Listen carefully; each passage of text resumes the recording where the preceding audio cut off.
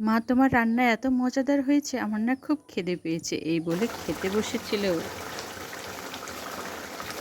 রান্নার last finishing দেখতে ঠিক এমন ছিল, এত সুন্দর। ডিম আলু ডাটা দিয়ে যে এত সুন্দর রান্না করা যায়, আজকে রান্নার পর তার প্রমাণটা হলো। খুব টেস্টি, গরম ভাতের সাথে আরো টেস্টি লাগছিল যখন খেতে বসেছিলাম তখন। তপ্পু কুবি কুকিং চ্যানেল থেকে সবাইকে শুভেচ্ছা আর স্বাগতম দিয়ে আজকে আমি আমার ভিডিওটি শুরু করছি।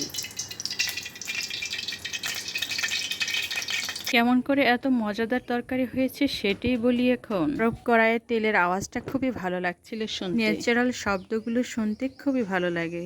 কড়াইটিতে গরম তেল ছেড়ে দেওয়ার পর এখন আমি যেগুলো ডিমগুলো ছুলে রেখেছিলাম সেগুলো ছেড়ে দেব। রান্না করার পূর্বে যদি ডিমটা একটু হালকা হলুদ আর লবণ মিশ্রিত করে তেল ভেজে নিই না, তরকারির স্বাদ অন্যরকম হয়, টেস্টের পরিমাণটা আরো বেড়ে যায়, খুব সুস্বাদু হয় তখন। ডিমগুলো খুব ভালো করে ভাজা ভাজা করে নেব, তার মানে উপরের কালারগুলো যাতে একটু বাদামি কালার হয় সেই পর্যন্ত আমি ভালো করে ভেজে নেব উল্টে পাল্টে। এইভাবে ভাজা ভাজা করার জন্য গরম কড়াই আমি কিছুক্ষণ ডিমটা রেখেই দিয়েছি, ঠিক এইভাবে নিচের অংশ যাতে একটু বাদামি খয়েরি কালার হয়। খয়েরি কালার হওয়ার পর আমি কি করলাম, চামচ দিয়ে ভালো করে উল্টে দিলাম। আর নিচে তো একটু লেগেই গেছে, কারণ যখন সিদ্ধ করেছিলাম তখন একটু সামান্য অংশটুকু একটু নরম ছিল। কারণ ডিম সিদ্ধ করার সময় সবসময় খেয়াল রাখতে হয় একটু উল্টে পাল্টে দিতে হয়, কারণ এক পাশে বেশি হয়ে যায় মাঝে মধ্যে, আরেক পাশে একটু কম হয়ে যায়। তবে এটা কোনো ব্যাপারই না, অর্ধেকটাই তো সিদ্ধ হয়ে গেছে, তার মানে অর্ধেকের বেশিই সিদ্ধ হয়েছে খুব সুন্দর করে। এখন ভাজা ভাজা করলে আরো সুন্দর সিদ্ধ হয়ে যাবে।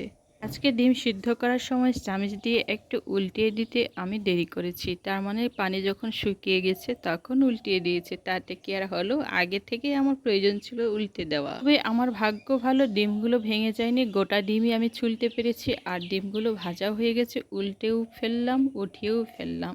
এখন পেঁয়াজগুলো ছেড়ে দিয়েছি গরম কড়াইয়ে। ইচ্ছে করলে আপনি পেঁয়াজটা অনেক সুন্দর করে পাটায় শিল পাটায় বেটেও নিতে পারেন। আর আমি কি করি, ঠিক এইভাবে পেঁয়াজগুলো ভালো করে দুমড়ে মুচড়ে ছেড়ে দিই গরম তেলে। পেঁয়াজটা আমার অলরেডি ভাজা ভাজা হয়ে গেছে অনেক সুন্দর করে। এখন আমি কি করলাম, মশলা, পানি, হলুদ, মরিচ, আদা, রসুন আর জিরা সবকিছু বাটা যেগুলো ছিল পানি মিক্স করে রেখে দিয়েছিলাম পূর্বেই। এখন আমি এটা পেঁয়াজের সাথে তেলের সাথে ভালো করে মিক্স করে নেব। ওর চামচ দিয়ে নেড়েচেড়েও নিয়েছি ভালো করে উল্টে পাল্টে, যাতে লেগে না যায় নিচের অংশে। খোড়া ডাঁটাগুলো আমি অনেকটাই লম্বা লম্বা করে রেডি করে রেখেছি, কারণ লম্বা করে রাখলে আমার ছোট্ট বাবুটা খেতে খুবই ভালো করে পারে, ধরে ধরে সারা ঘরে ঘুরে ঘুরে ওটা খেয়ে বেড়ায়, আর দেখতে খুবই ভালো লাগে নরম ডাঁটা। পেঁয়াজগুলো ভালো করে নরম করার জন্য আমি দ্বিতীয়বারের মতো পানি দিয়েছি, আর এটা সিদ্ধ হচ্ছে ধীরে ধীরে। ধুয়ে রেডি করে রাখা ডাঁটাগুলো এখন আমি এই কষানো মশলার সাথে দিয়ে দেব। ধুয়ে রাখা সবগুলো ডাঁটাগুলো এখন আমি দিয়ে দিয়েছি। আর এখন আমি কি করব, একটু লবণটাও ছিটিয়ে দিয়েছি যাতে খুব নরম তাড়াতাড়ি হয় আর সিদ্ধ হয়ে যায়। এমন করে তরকারি রান্না করতে কিন্তু খুবই ভালো লাগে, তার উপর আবার টাটকা ডাঁটা খেতে খুবই পছন্দ আমার। মশলার উপর ডাঁটাগুলো ছেড়ে দেওয়ার পর এখন আমি কি করব, একটা চামচ দিয়ে উল্টে পাল্টে নেব ভালো করে, যাতে মশলার পানিগুলো ডাঁটার গায়ে লেগে থাকে।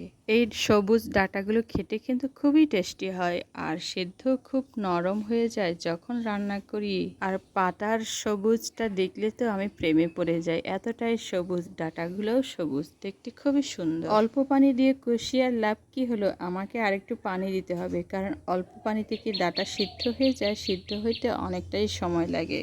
আমি আবার কি করলাম, অল্পটুকু পানি নেব, এইটুকু পানি কষানোর পর, তার মানে দুবার আমি কষিয়ে নেব।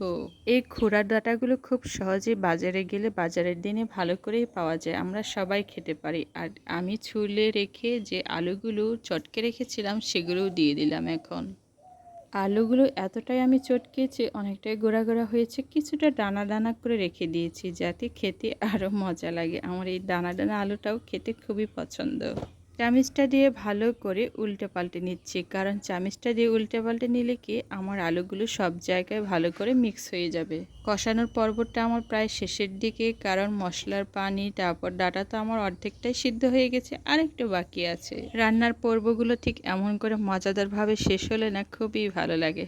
তো মহিলাদের অর্ধেক বেলায় চলে যায় রান্নাঘরে, কারণ রান্নাঘরে রান্নার করার পর্বটা না অনেক ভালোবাসার আর অনেক পছন্দের, অনেক সযত্নে করি রান্নাটা।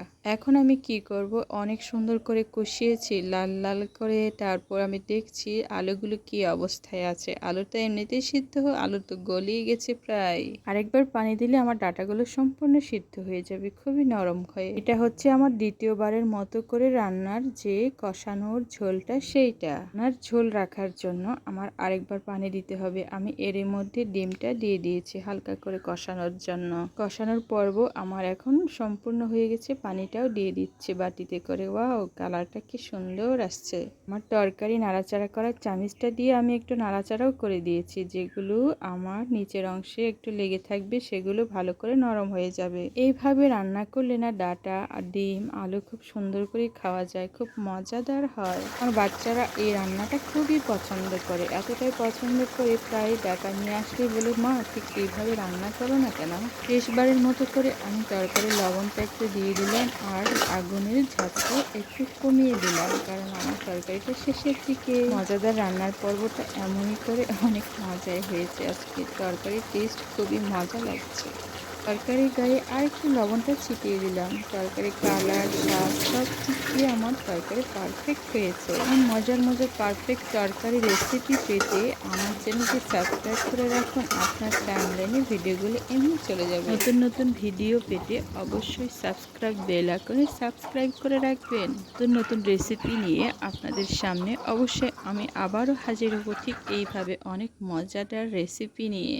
তারপর আমার তরকারির লুক ঠিক এইভাবে এত সুন্দর আর কালারফুল, আর ডাটাগুলো কিন্তু নরম হয়েছে। খাবার খেতে বসে তো আমি তো ভাবছি এত মজার তরকারি হয়েছে আজকে, খেতে খুবই ভালো লাগছে। সবার জন্য আমি ভাত দিয়ে দিলাম আর সবাই খেতে বসেছে। আমরা সবাই একসাথে বসে খাচ্ছি এখন। না হওয়ার পর পরিবারের সবাই একসাথে বসে খাওয়ার মজাই আলাদা। এতে করে পরিবারের সুখ সমৃদ্ধি বৃদ্ধি পায় আর সবার সাথে ভালো সম্পর্কও থাকে। সময়গুলো ঠিক এভাবেই উপস্থাপন করতে খুবই ভালো লাগে। রোজ খেতে বসে প্রশংসায় ভেসে গেছে, বলছে মা তোমার হাতের রান্না এত টেস্টি হয়েছে, আমার তো খুবই পছন্দ হয়েছে। তুমি এমনই করে মজার মজার রেসিপি আমাকে প্রতিদিন খাওয়াও, আমি পেট ভরে খাবো। ওর কথাগুলো শুনতে খুবই ভালো লাগছিল। আর এত টেস্টি রান্না তো সবার জন্যই আমি করেছি, ওর জন্য মাঝে মধ্যে স্পেশাল রান্না করেও থাকি। জন্য কি ধরে স্পেশাল রান্না করি সেগুলো আমি অবশ্যই আপনাদের কাছেও উপস্থাপন করব সময়ের মতো করে। আজকের রেসিপিটা আপনারা আপনাদের রান্নাঘরেও ট্রাই করে দেখতে পারেন, খুব